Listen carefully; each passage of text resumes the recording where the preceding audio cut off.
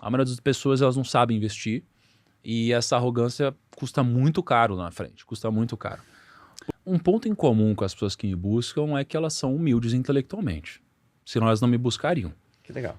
Né? E eu acho que o que te faz crescer de uma forma geral, e são habilidades diferentes, fazer dinheiro e multiplicar dinheiro, né? Aquelas pessoas que me buscam são humildes intelectualmente para entender que elas não sabem tudo. Você não sabe tudo, eu não sei tudo, e por isso somos sensatos. No momento que você acha que sabe tudo, você é arrogante. Boa.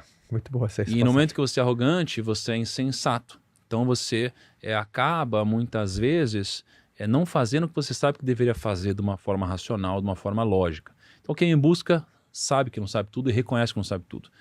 E no momento que você é humilde, você se abre para ouvir opiniões diferentes. E no momento que você se abre para opiniões diferentes, você evolui. E isso é muito importante. Então, o que as pessoas que me buscam têm em comum? Elas são humildes intelectualmente.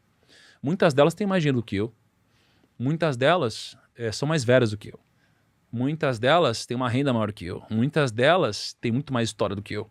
Mas ainda assim elas me buscam por algum motivo. E esse motivo é, eu não sei tudo. Eu sou bom nessa área e em poucas outras. E eu preciso da sua ajuda nisso. Então, o que elas têm em comum é isso. Muito Elas bom. são humildes intelectualmente. Muito bom. Agora, o maior erro, muitas vezes, de quem não me busca, vou dizer assim, não de todos, é claro, né? Tem gente que, inclusive, investe melhor do que eu, né? Mas as pessoas que não me buscam, muitas delas têm em comum o fato de elas acharem que elas sabem tudo, né? Seria basicamente o antagonismo que eu acabei de falar. E o problema disso é que qualquer pessoa que tem uma opinião sobre o futebol, né? Então você vê no estádio todo mundo dando opinião pro técnico, qualquer um tem opinião sobre política, qualquer um tem opinião sobre economia, e é muito fácil também qualquer um ter opinião sobre investimentos e sobre dinheiro. Isso traz a ilusão de que elas estão muito seguras. E o que a gente vê acontecendo? O que a gente vê acontecendo é que a maioria das pessoas perdem dinheiro ao longo do tempo. A maioria das pessoas, elas não sabem investir e essa arrogância custa muito caro lá na frente, custa muito caro. Porque você vê naturalmente que hoje a gente vive uma crise, por exemplo. Uhum. Eu venho conversando com muitas pessoas, e essas pessoas que estão no meio de uma crise, elas criticam muito o Brasil, naturalmente, e pelo fato de elas estarem muito críticas ao Brasil, e a taxa de juros está muito alta, elas fogem para o Porto Seguro, que é um investimento de renda fixa tradicional.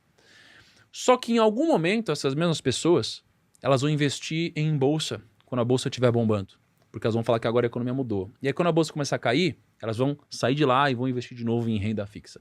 Então a gente vê ciclos econômicos acontecendo. Mas a gente vive numa sociedade onde a minoria sempre vai ganhar. Porque o preço do sucesso é você pensar diferente. E o custo de pensar diferente é você ser obrigado a aceitar críticas da massa.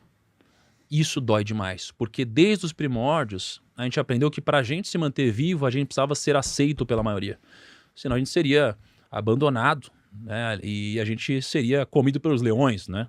Então a gente precisou ser aceito pela maioria. E quando a gente fala de grana, é natural, existe uma pirâmide, né? Onde existe uma minoria que atinge um grande resultado, e a gente atinge um grande resultado pensando diferente e sendo criticado pela massa. É natural isso acontecer. Isso também é uma consequência, de alguma forma, do nosso modelo de capitalismo e democracia, talvez. Então, é difícil. Você pode ver que não existe gente famosa que não é criticada.